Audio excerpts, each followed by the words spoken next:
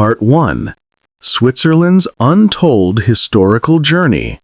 A boring sleep story. Hey guys, welcome back to my channel. Tonight we begin with Switzerland. Yes, Switzerland.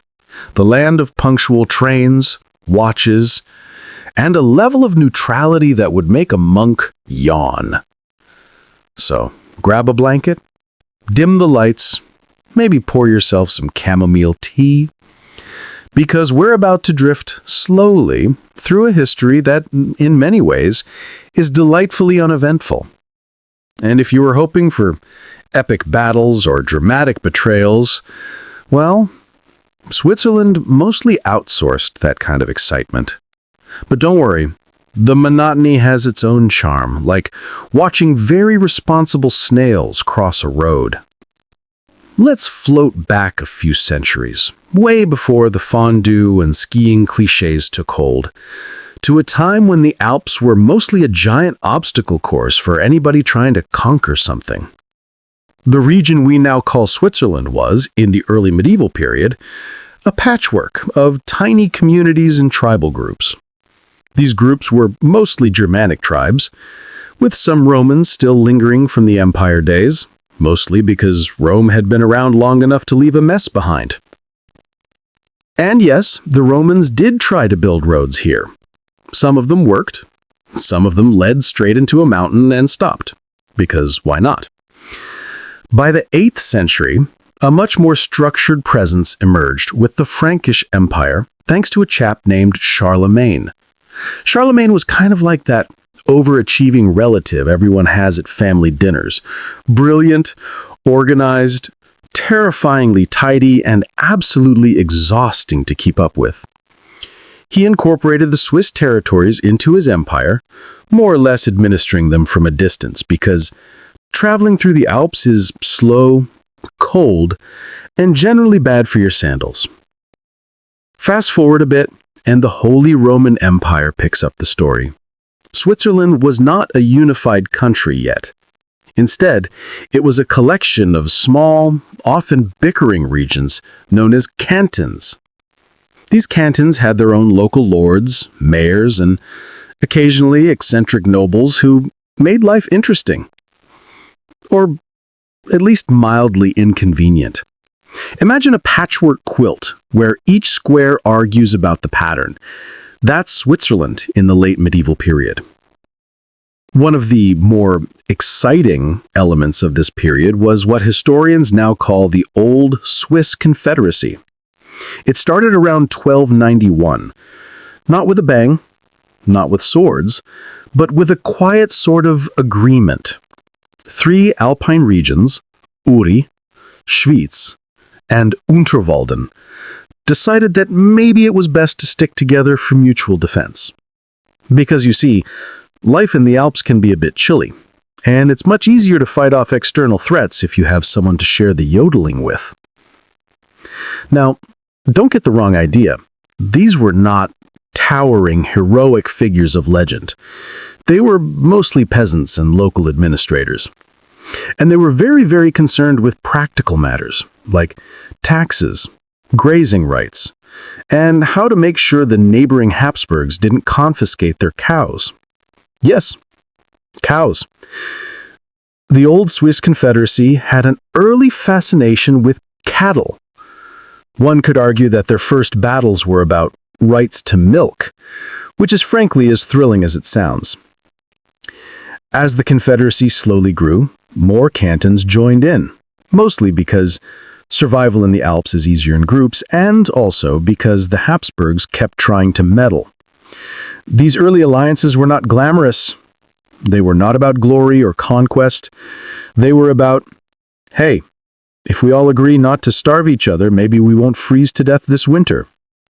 And that, in the grand scheme of history, is the Swiss way.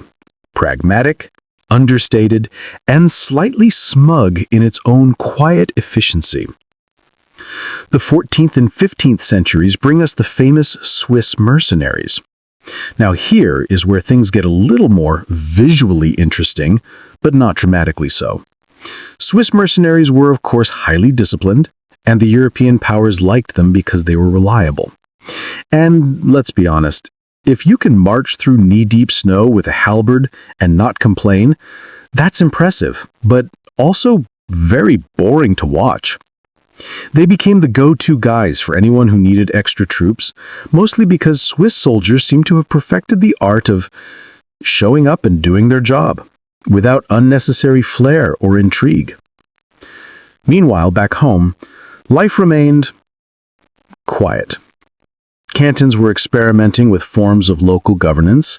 Some were more democratic than others in a mild, sleepy sort of way. Town councils met, people argued about who could build which bridge, and occasionally there was a festival. These festivals mostly involved drinking, awkward dancing, and keeping an eye on cows.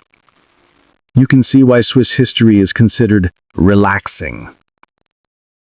Moving forward a bit, the 16th century introduces the Reformation.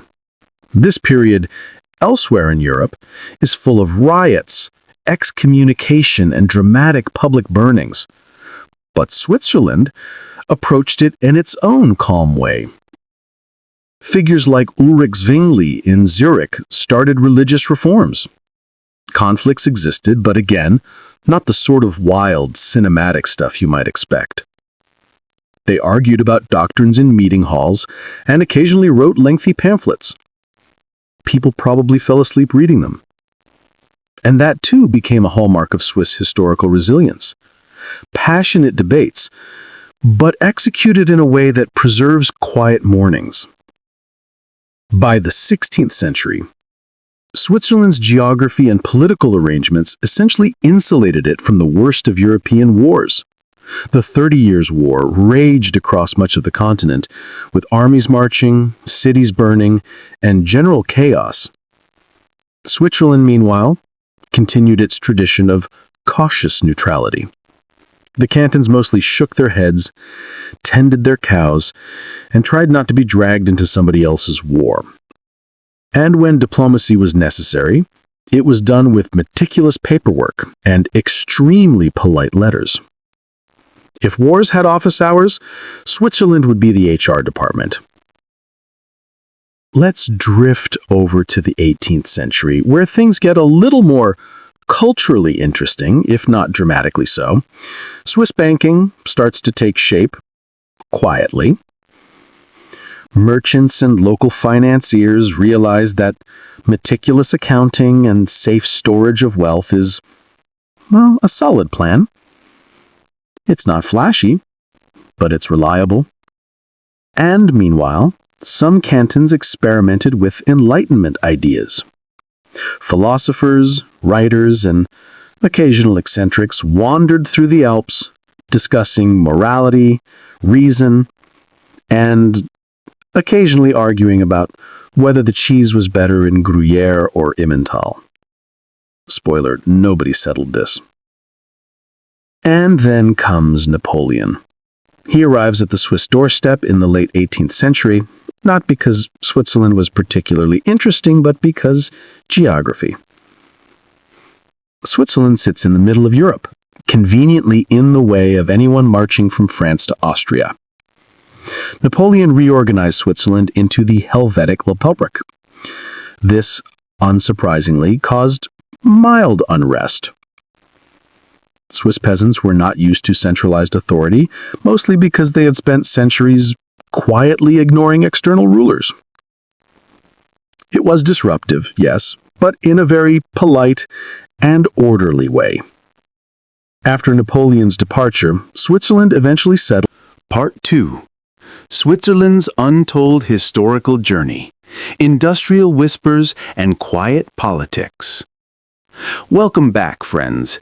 If you've stayed with me this long, congratulations. You are now officially ready to traverse Swiss history at a pace so calm it makes watching paint dry seem like a roller coaster. Let's continue, shall we?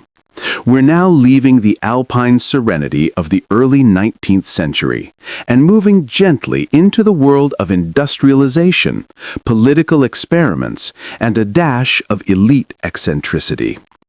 By the mid-1800s, Switzerland was waking up to industrialization. But waking up is a relative term here. Factories did appear, sure, but unlike the noisy, smoke-filled cities of England or Germany, Swiss industry moved with deliberate, quiet precision. Textile mills started to pop up, particularly in the French-speaking regions, but the noise was still mostly tolerable. The Swiss liked efficiency, and they liked order. So, if you were a factory owner in Zurich, you would not tolerate your employees dancing in the spinning room. You would tolerate them working quietly, efficiently, and on time. And that's exactly what happened. Railways also started crisscrossing the cantons. At first, the idea of a steam engine roaring through the Alps seemed almost shocking.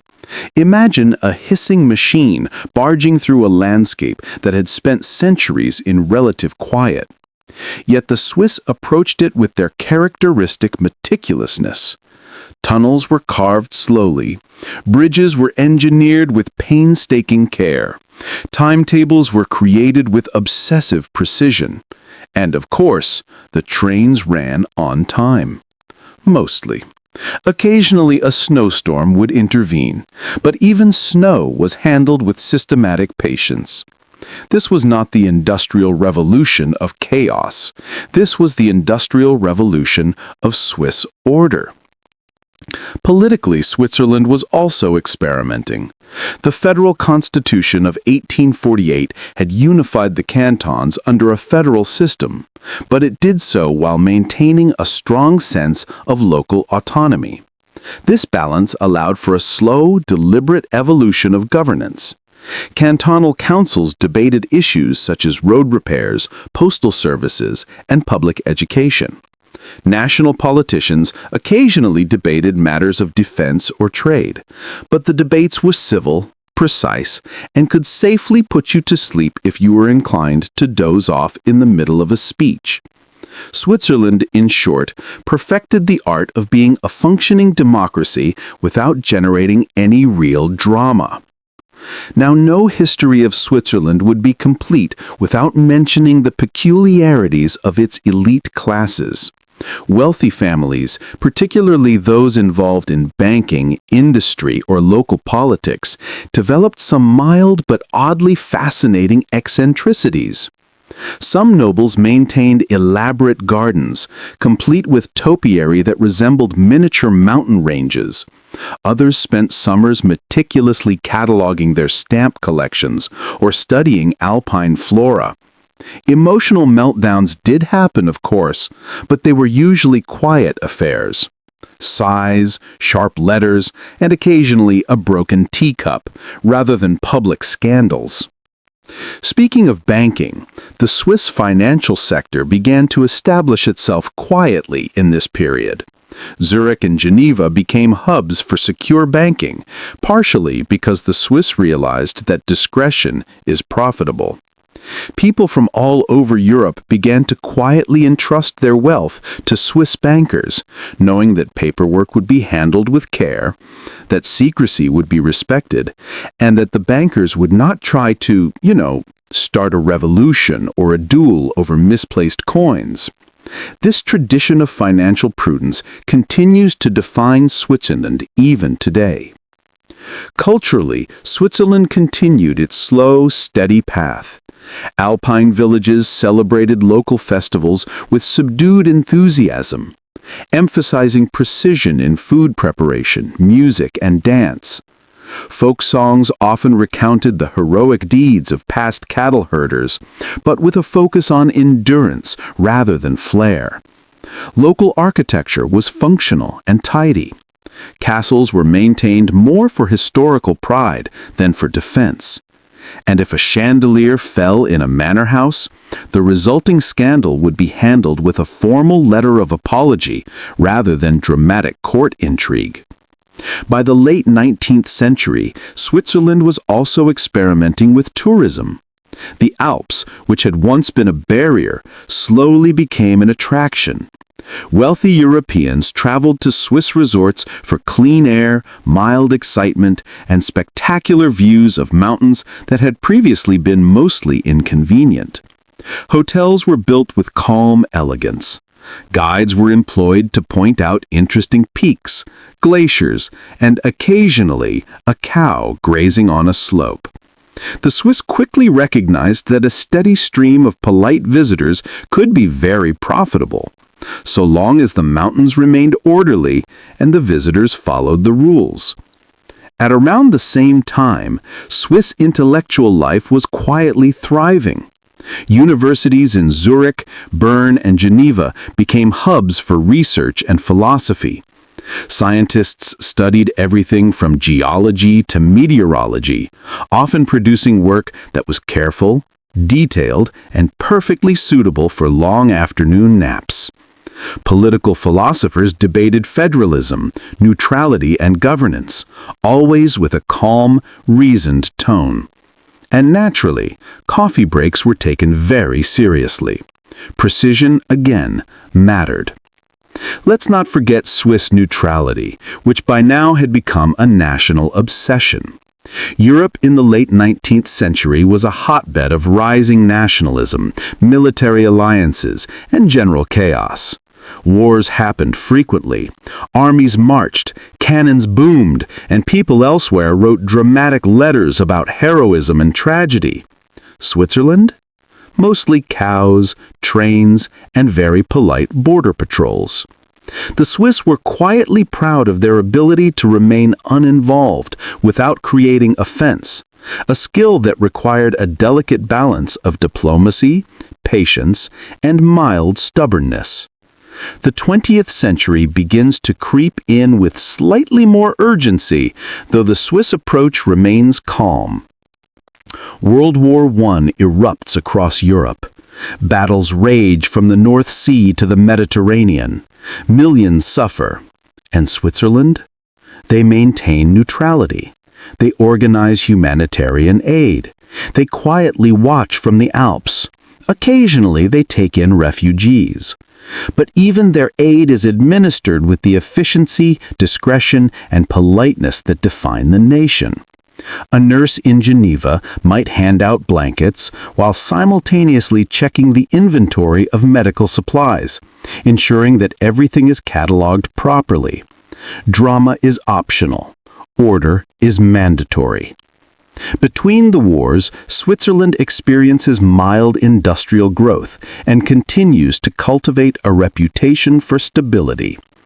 Politically, the Swiss manage referendums, elections, and policy debates with the same calm precision they've exhibited for centuries.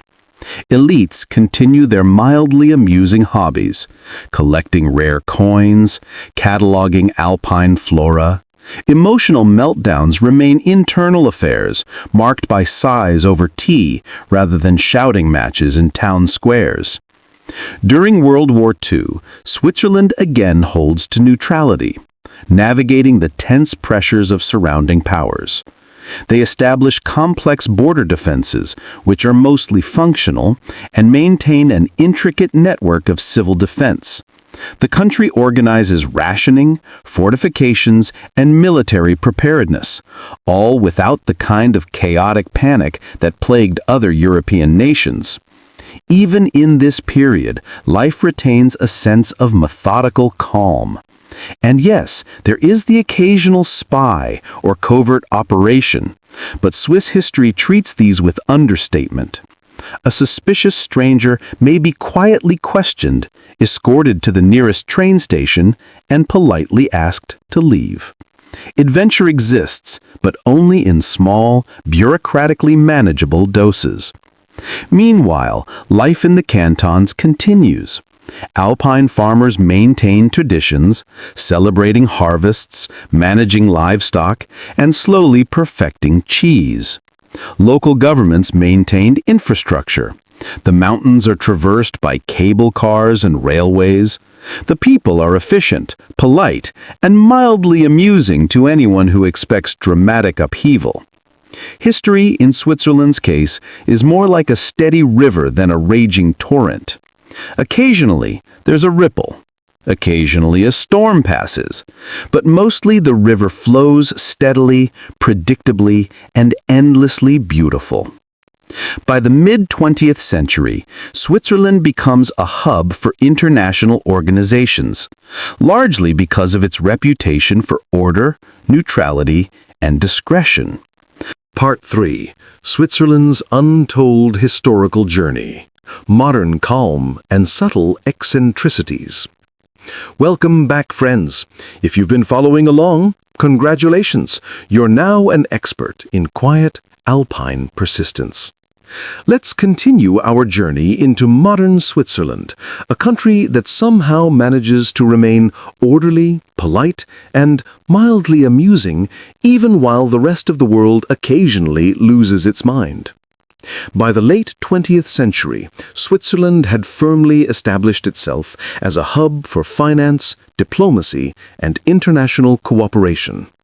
Its banks, which had been quietly perfecting discretion for centuries, now attracted wealth from across the globe. Swiss banking was, and remains, less about dramatic heists or suspicious plots, and more about meticulous record-keeping, polite customer service, and a slight air of smug professionalism. Imagine a vault filled with gold bars, each labeled and catalogued, and a teller who smiles politely as you deposit your fortune. That is Swiss banking in its natural habitat. Geneva, of course, became the epicenter for international diplomacy. The city hosts countless conferences, treaties, and negotiations, and it does so with a calm precision that would make a monk nod in approval. Delegates from all over the world come, conduct business, sip espresso, sign documents, and leave without fanfare.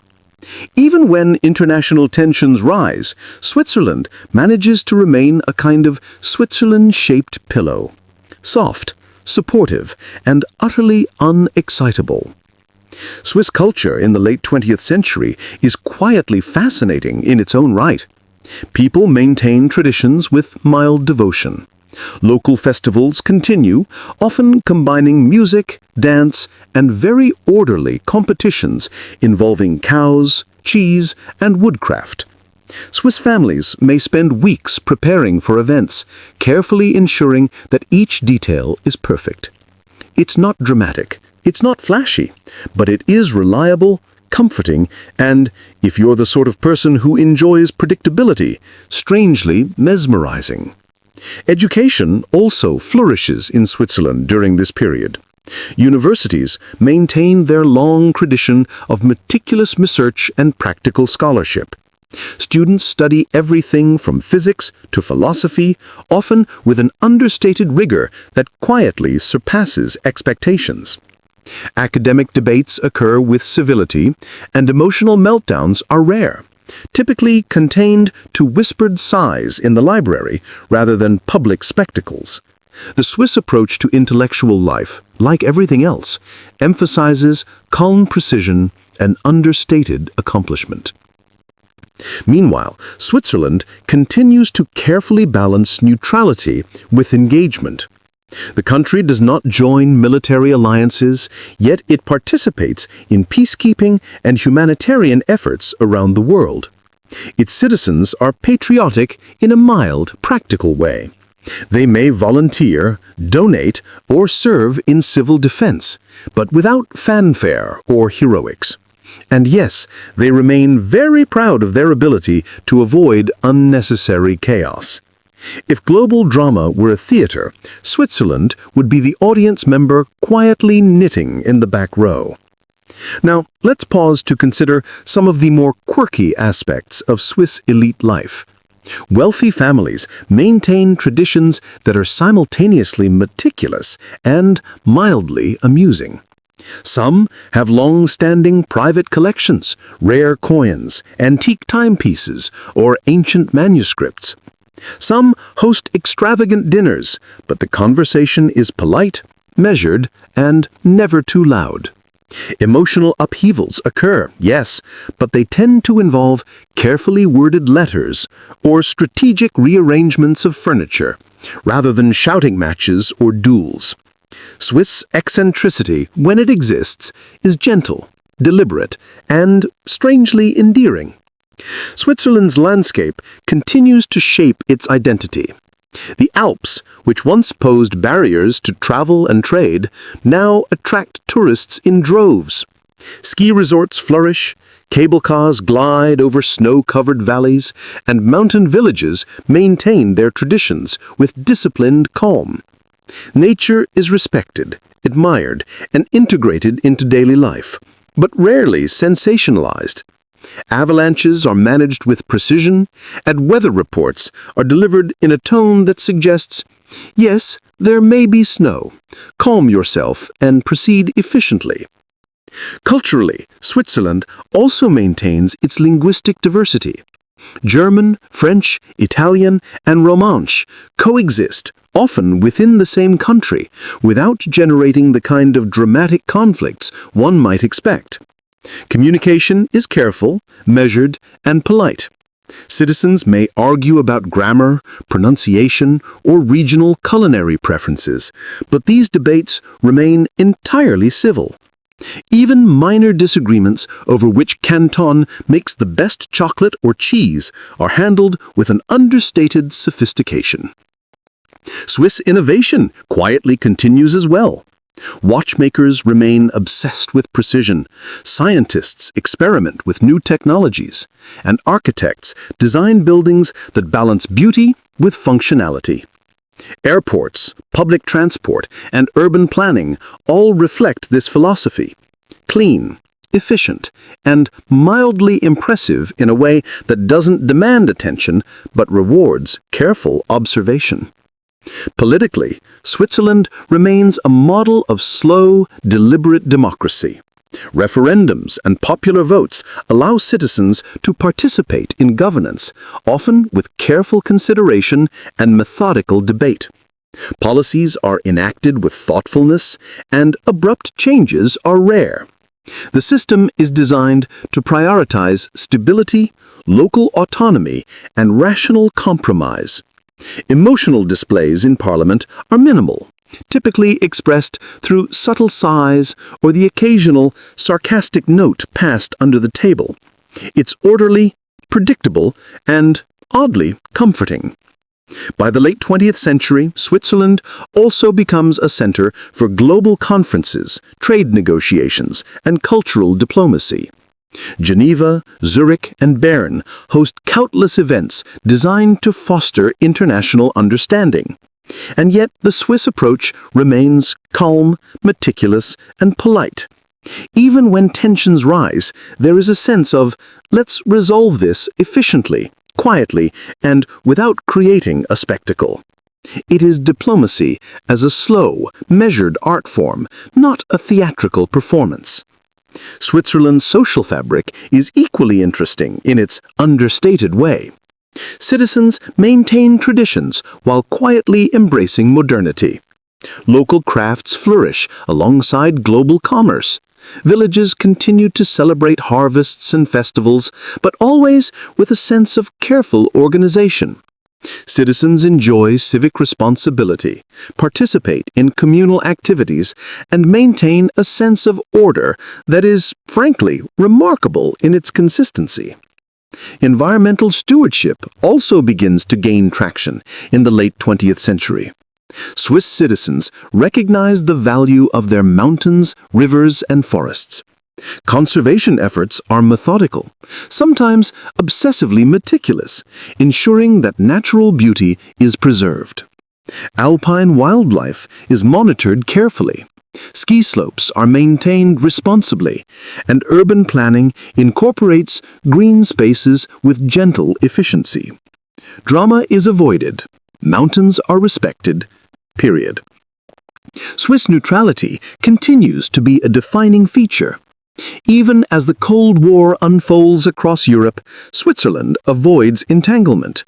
Citizens may discuss global politics in cafes or university halls, but the national strategy remains unchanged. Careful observation, measured action, and minimal involvement. The Swiss sense of stability, calm, and reliability becomes a quiet source of national pride. Meanwhile, Swiss elites maintain their mild eccentricities. Some are devoted to collecting rare books. Others experiment with culinary innovations. Some host private musical performances in manor houses that have been in the family for centuries. Emotional meltdowns exist, yes, but they are contained and, when necessary, recorded in diaries for posterity rather than scandal. Through the late 20th and early 21st century, Switzerland evolves slowly, efficiently, and quietly. Globalization, technological change, and international politics are absorbed with characteristic calm. Banking, diplomacy, and cultural preservation continue in parallel. Cows are still important. Mountains remain admired. Trains still run on time. Emotional regulation remains a national pastime. And here we arrive at a key point. Switzerland's history is compelling not because of explosive events, dramatic wars, or sensational scandals. Its appeal lies in subtlety. Part 4. Switzerland's Untold Historical Journey, Quiet Modernity, and Alpine Peculiarities. Welcome back for the last stretch, friends. If you've made it this far, congratulations. You now have a detailed understanding of Switzerland's extraordinarily calm, meticulously organized, and slightly quirky historical journey. Tonight, we gently drift into the 21st century, where Switzerland continues to refine its identity, maintain its traditions, and quietly fascinate the world with subtle eccentricities. The first thing to note about modern Switzerland is that, despite globalization, it remains remarkably consistent. Its citizens continue to value order, punctuality, and mild politeness above all. Trains still run on time, political debates remain measured, and even protests are conducted with careful organization. The Swiss have, over centuries, perfected a system where life flows steadily without the chaos that seems so prevalent elsewhere. One could argue that the country is basically the human embodiment of a comfortable armchair, supportive, reliable, and oddly soothing. In the realm of finance, Switzerland maintains its quiet dominance. Banking secrecy has evolved into regulated confidentiality, and Zurich and Geneva continue to serve as hubs for international finance. Global elites trust Swiss institutions not because they are flashy, but because they are dependable.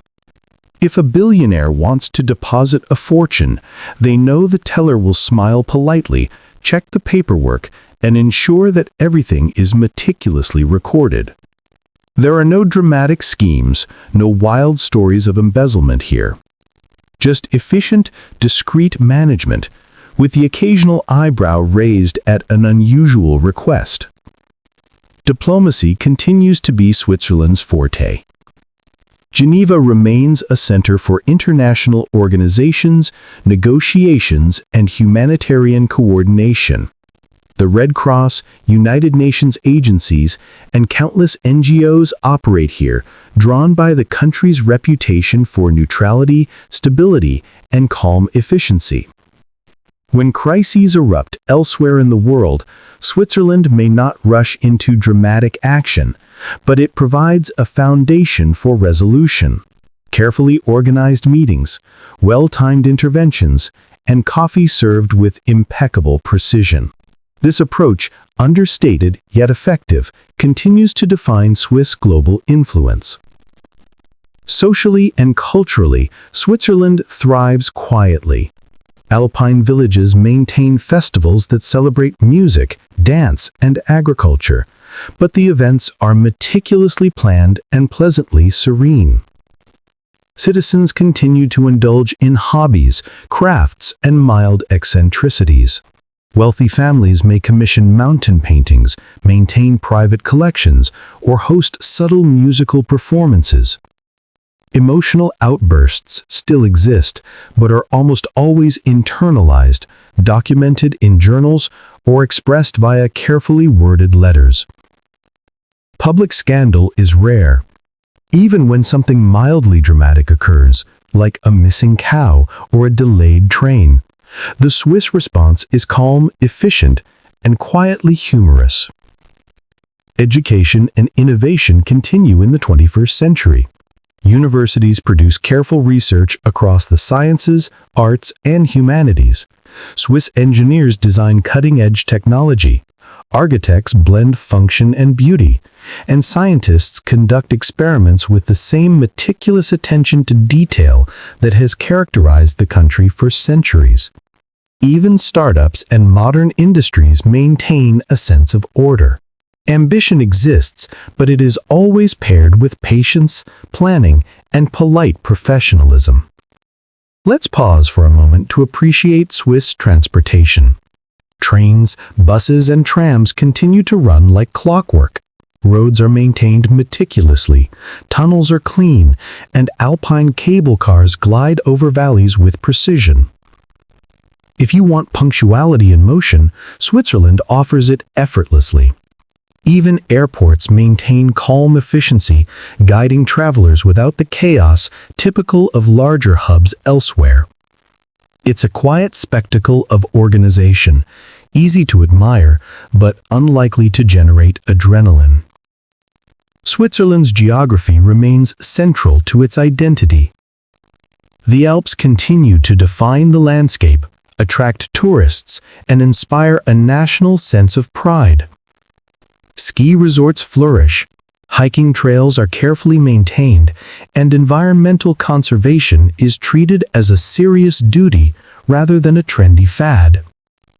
Wildlife is monitored, forests are preserved, and glaciers are studied in detail, mostly with the gentle satisfaction of knowing that the natural world can be appreciated without dramatic upheaval. Politically, Switzerland remains a model of measured democracy. Citizens participate in referendums, votes, and local governance, often with deliberation that would make political scientists nod approvingly. Policies are implemented gradually, with careful attention to local concerns. National debates rarely escalate into chaos. Even controversial issues are handled with calm reasoning, polite discussion, and, when necessary, a mild shrug. The Swiss approach to governance is like watching a very competent clockmaker assemble gears, precise, predictable, and quietly impressive. And, of course, the quirky side of Switzerland persists. Elite hobbies continue in their understated fashion. Collecting rare watches, curating vineyards, tending alpine gardens, or commissioning classical music performances. Emotional outbursts are typically expressed in private, perhaps with a sigh, a raised eyebrow, or a slightly passive-aggressive note in the family ledger. Social etiquette remains rigorous, but never oppressive. Subtle humor, dry wit, and gentle irony are the hallmarks of Swiss social life, whether in the city, the village, or the cantonal office. Switzerland also continues its reputation for neutrality. Even as the world grows more interconnected, more complex, and occasionally chaotic, Switzerland's foreign policy remains calm, measured, and observably polite. It avoids military entanglements, mediates disputes when convenient, and maintains a global image of reliability. Its citizens, too, adopt this mindset, prepared, practical, and unflappable in the face of international drama. The national philosophy seems to be, observe carefully, act prudently, and maintain order always. And finally, let's reflect on the human dimension of modern Switzerland. People live quietly, but meaningfully. Communities are connected, traditions are honored, and citizens maintain a sense of civic responsibility. Daily life is structured yet gentle. Festivals, holidays, and local celebrations provide mild excitement, but never chaos. Children grow up learning the values of patience, precision, and polite persistence. Adults continue to appreciate the subtle pleasures of life: clean streets, punctual trains, reliable neighbors, and excellent chocolate. And there you have it, friends. Switzerland in the 21st century, continuing a centuries-long tradition of calm, order, and understated fascination. The country has navigated centuries of European turbulence with remarkable steadiness, developing a culture of quiet resilience, mild eccentricity, and meticulous efficiency. Its people, its institutions, and its landscapes all embody this philosophy: subtle, deliberate, and quietly impressive. So, as we gently conclude this journey, take a moment to appreciate the understated beauty of Swiss history. It is not dramatic, it does not roar, but it persists, it survives, it thrives. Through mountains and valleys, wars and treaties, banks and cable cars, Switzerland maintains a calm, reliable, and slightly amusing presence on the global stage. It is history as a gentle river, steady, unhurried, and endlessly fascinating if you pay close enough attention.